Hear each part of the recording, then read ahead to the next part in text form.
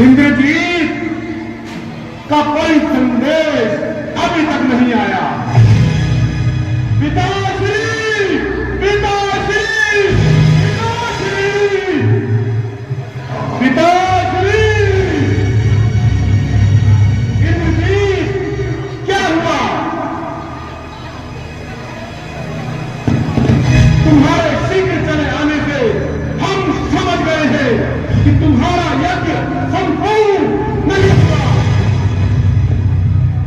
इसका स्वागत आपका प्रातः पूर्ण नहीं, विभीषण निकला। विभीषण, विभीषण, विभीषण। और फिर भी तुमने उसे जीवित छोड़ दिया। पिताश्री, मैंने उसी के लिए इतने दिनों से ब्रह्मोस बता कर रखा था। आज वही मैंने ब्रह्मोस उस पर छोड़ दिया। तो फिर क्या हुआ मेघनाथ? क्या विभीषण उस अस्त्र से बच गया? उस अस्त्र की बात उसको किसने बताई? पिताश्री, उस अस्त्र की काट देवताओं के अलावा कोई नहीं जानता। तो फिर उसको इस अस्त्र की काट देवताओं ने बताई? नहीं पिता महाराज, नहीं, उन्हें बताने की जरूरत नहीं है। लक्ष्मण, डर नहीं पिता महाराज, स्वयं नारायण का अवतार है। अभी भी समय है पिता महाराज। आप सीता का मोह त्याग कर प्रभु श्री राम के शरण में चले जाओ। वह मनुष्य नहीं, स्वयं नारायण का अवतार है। इंद्रजीत, तुम्हारी मति मारी गई है। तो इस प्रकार स्त्रियों की भांति अनर्गल व्यवहार कर रहे हो। ये वीरों की भाषा नहीं। आज तुमसे ये किसने कह दिया कि वो वनवासी छोकरे नारायण का अवतार है? मेरे अनुभव ने आज मैंने लक्ष्मण पर उन तीनों शक्तियों का प्रयोग किया जो अमोघ है। उनकी शक्ति से बढ़कर तीनों लोगों में कोई शस्त्र नहीं है और न ही कोई है। सबसे पहले मैंने लक्ष्मण पर ब्रह्मास्त्र चलाया, परंतु लक्ष्मण का वध कर इंकार कर दिया। क्योंकि काल एक समय लक्ष्मण जब उस पर ब्रह्मास्त्र चलाना चाहता था तब राम ने उसे नीति के विरुद्ध कहकर रोक दिया था। आज ब्रह्मास्त्र ने भी मुझसे यही कहा, ये नीति के विरुद्ध है। इसके चलने से देर लोग कतार में जो लोग पड़ेगी।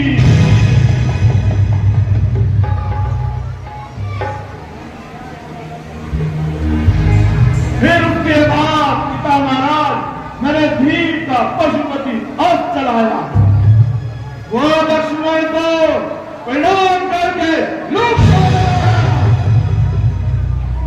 फिर मैंने भगवान नारायण का अमोघ चक्र चलाया जो लक्ष्मण की परिक्रमा कर विलुप्त हो गया।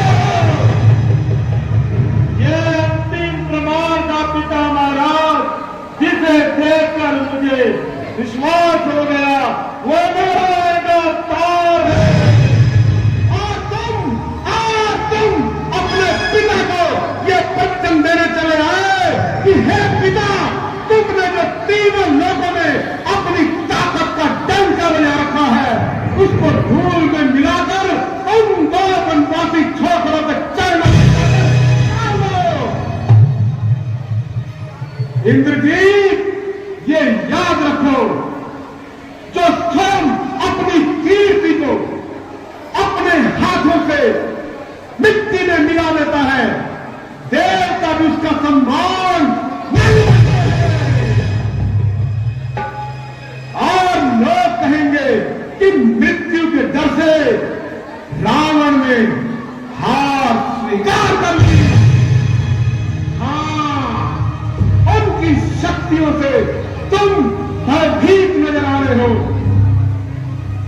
तुम्हारा मन और शरीर दोनों थक चुके हैं।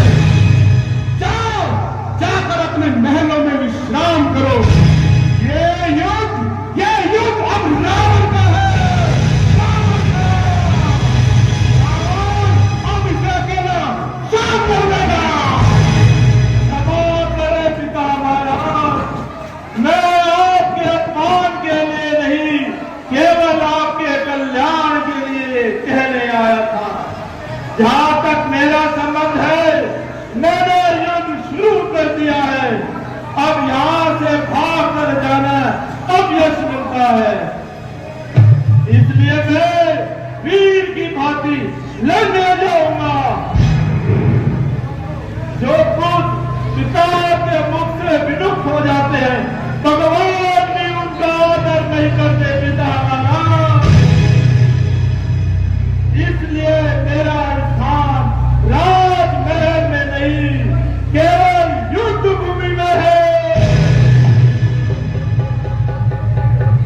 यदि मेरी मृत्यु भी लिखी हो तो मैं इसे वीर की भांति लड़ूं कि